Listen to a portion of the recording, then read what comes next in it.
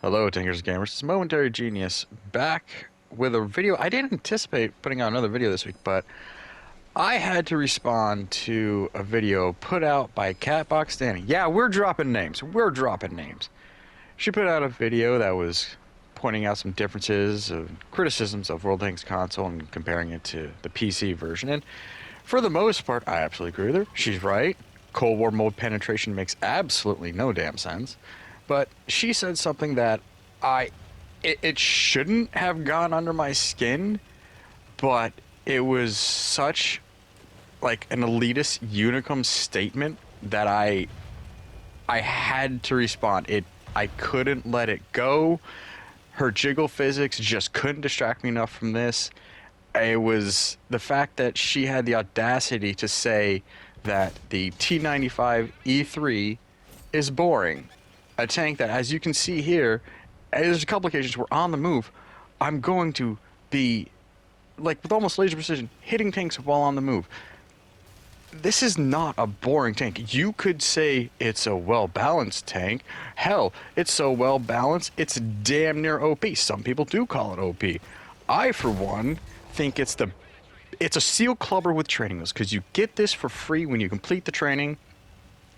And that is a wonderful thing, because this is probably the best definition of a heavy medium hybrid. It does what some of the heavies can't do, and that's actually move. It does what some of the mediums can't do, and that's actually pen almost every shot with precision. Again, the turret and the front portion of the hull, that armor works really well, except for the flat side here on the right, that is pennable on almost all situations. This is a wonderful, again, it's got the training wheels that'll help new players learn something, or, well, they will learn by surviving longer and not being financially crushed. But then again, it's Cold War mode, so they have that boost. But of course, like I said, it's a steel clubber with training wheels. If you're really experienced in this mode like I am, I try not to play Era 1 too much. Only when Era 2 and Era 3 are just absolute dog shit, and this happens, you go down and you hope for the matchmaker to give you decent teams, but then again, that goes to shit, and you're just like, well, I'm jerking off. Bye-bye. But here, this is also a match. Like, literally, this is the match I played right after watching that video, and this is the match that we as players, experienced players, we dream of, because they don't happen.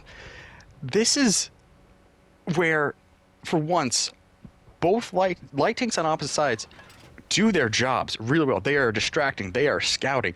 And again, I'm going to repeat this because you're going to see it several times. Ignore the World War II jackoffs who were just saying, oh, you don't need 6 guns, everyone's detected, don't bother reducing yourself. No, that's bullshit. A detected tank is a targeted tank. There's a reason we are constantly in every mode saying, watch your map. Okay? Watch your map. Yeah. Especially as that's probably the only way you're going to know where the map boundaries are, because this damn game can't freaking put in map boundaries. But hold on. I'm going to save that for my Festa my Tankstivus complaint video in December. I'll have my Thanksgiving video coming up soon for Thanksgiving, saying what I like about the game and stuff. But yeah, back to this. For once, Erlenberg, a usually garbage map where everyone just goes to one side and tries to snipe, is broken up by the fact that we have light tanks moving, we have medium tanks moving. Now, we're actually being backed into a corner. This whole time, you're going to watch, my team is being backed farther and farther back into a corner, while the enemy team is being aggressive enough, but not sloppy. I can't say they're sloppy, they're just getting detected because our light tanks don't stop moving. On both sides, light tanks don't stop moving. And it was like, this was the perfect match for this tank, because I could block shots, I could deal shots. The only drawback was the 7-second reload of this 105 caliber boom sound, and that didn't always work in my favor, and that's a little frustrating. That's one of the few weaknesses of this tank. At no point was I bored. It's really hard to say I'm ever bored in the T95E3. This is kind of like some say the Era 1 equivalent of the FE4 211. They're not wrong. I mean, depending on how you kit this out, you are going to be different levels of an assault tank. Trust me, a terrifying sight is a light tank or two light tanks being flanked by a T95E3, because it's like, you better call the ball. Which tank do you want your teammates to hopefully focus on before you get wrecked? Now, like I said, keep an eye on the map, keep an eye on the light tanks. We're getting distracted like so much. Yes, and I'm trying to keep moving. I don't really move far anymore, but I have the mobility of this tank to keep moving. Yep, watch the map. Saw that I was about to have company, and oh, gotta love those HE rounds, the FD101. They don't do much, but damn it, they do something. And that is, if it weren't for the light tanks on the opposing team, I don't think this match would have gone on for as long as possible. And it was refreshing, but also tense, because it was kind of like, if there had been like a Type 773 following this FD101, things could have been different. Or like the Shark 25T, things could have been different if they had a few teams with the faster medium tanks. Things could have been different. Although I was really surprised, because I never played the World War II French tanks, that yeah, the Shark 25 has a 105. Holy, the lack of armor on the Shark 25T does make it a bit weak. But ooh, a 105, especially with how, when you again look at the penetration values, she's right. She followed up my video about like Era 2 105 penetrations being off the wall. Same applies here. Although there's a few 100mm boom stouts in this that don't make any sense. Check out the T100. It has one less millimeter penetration than the 152 caliber Object 265. And they say that the T100 sucks. Whatever. Anyway, back to the match. It's not looking good. As you can see, I was right. We're being backed into a corner. I think some of my teammates got a little frustrated, tried to maybe swing momentum, or just got sick and tired of going back and forth over the hill. That can be tedious, can be annoying. I get it. And Erlenberg, unfortunately, kind of plays into that stupid plan. This is a map I want out of Cold War in general. Or make it bigger and put more stuff into it. I don't know. I was a little envious of some of the maps that CatBoxDani demonstrated from PC. That was like, oh, they really did put time and effort into upgrading and properly mastering and improving some of these maps, which, and on console here, they're just like, we went from 420p to 1080p. Isn't it pretty? Thanks. Yeah, Ruinberg. Really a ruinous, burnt out shell of a city. Thanks for bringing that back and wasting our time. Ooh, I love that shot. And now I'm gonna be honest with you. This is where I start sweating. And also, for like the 5th, 6th time, I've actually gotten to use my advanced repair hull patch. Yeah, that doesn't happen often. Usually once or twice. Some players don't even bother running it because it's like you get to use it once and that's it. What's the point? It's a waste of time. Not always, although Era 2 is usually slower paced. And this is where, if I'm freaking out, because there's an M103 heavy tank, and the beloved and much appreciated FE4005 out there. I'm worrying about that because it's like, where are they? I see 2 tanks. Where are the other 2? They're the ones I got to worry about. So I'm constantly going like, look at the reticle, look off to the horizon, look at the map, horizon, map, doing everything I can, shell velocity just a little bit more, and damn, this I have to give it to this light tank player. You know how to play the FBU 101. Good job. I saw that we were being finally flanked by the M103, so I turned to face it. Thankfully, now there's so few tanks. It's like, yeah, just look at the map. That's really our saving grace. And I realized I don't have 6th Sense on my commander list, I think, and that worries me now. I'm sorry, at the beginning of the Cold War when it first came, I believe the hype. You don't need 6th Sense because everyone can see you. You're always visible. It's bullshit. Run 6th Sense. 6th Sense should be standard like it is on PC. Anyway.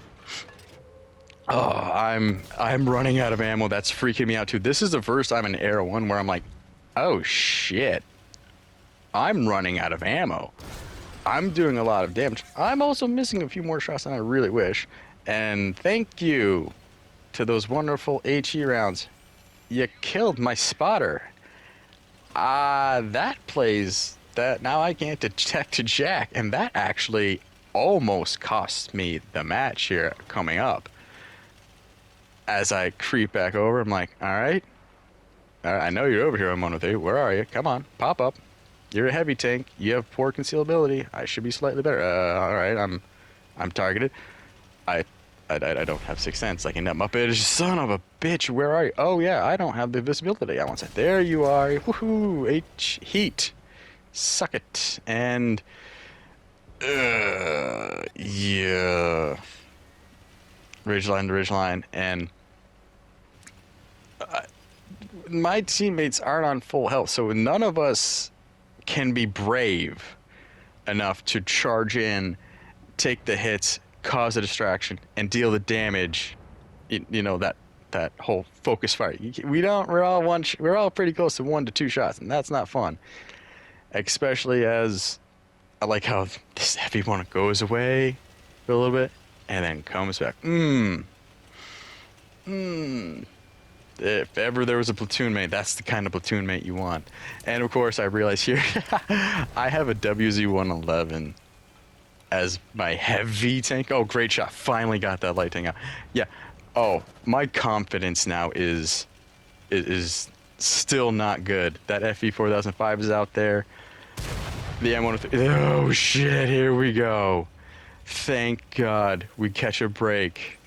Because that FE 4005 decided not to snipe and decided to charge right in for whatever reason. But this is where it almost turns. Again, my problem with the WZ-111, unlike the other 2 American heavy tanks in this game, the gun sucks, the armor sucks. It's slightly faster than the other heavies in this mode. Yeah, if you don't have the WZ-111, it's okay.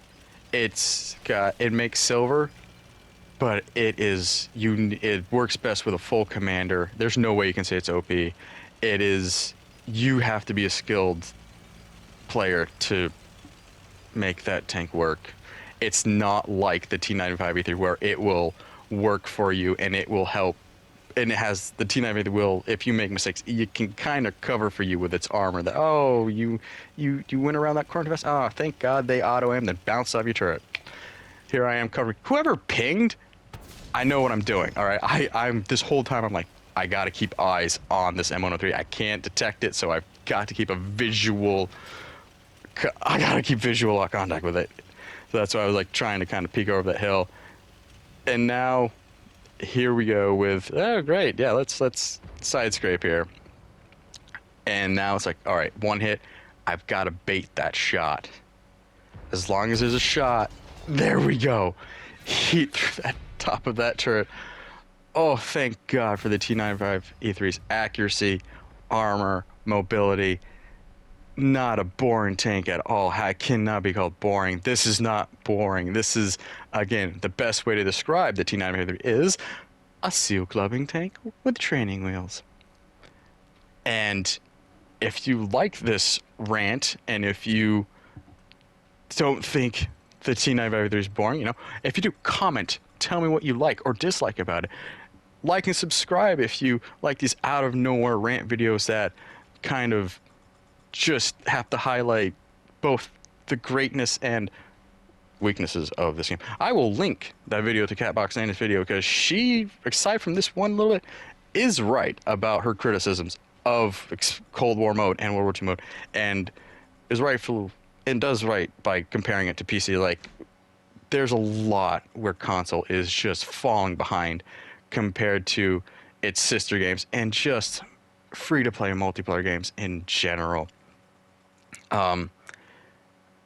I was so surprised by how this match, like I said, I played this match, first match in T95E3 after the video. Did not expect. This was, honestly, this is like a 1 in 100 match. You don't get, these do not come around often. And I was 11 medals. I was like, holy shit. Oh, everything. I can't say everything worked in my favor. I guess it kind of didn't, but this was tense. This is not a standard Cold War match, and it was refreshing. And I'm glad to share it with you and to kind of cherish it a little bit. So, CatBoxDani, thank you for posting your video and, weirdly enough, inspire me to get pissed off for the stupidest reason and to play World of Tanks console and have an awesome moment. So, and thank you to my team for just being slightly better enough than the other team to really make a pleasurable, enjoyable moment. I hope all of you keep your tracks on the ground, the RNG's in your favor, and yeah, take out the T95E3. You do every once in a while when you need the silver anyway. So anyway, I'll catch you in the next one. Goodbye.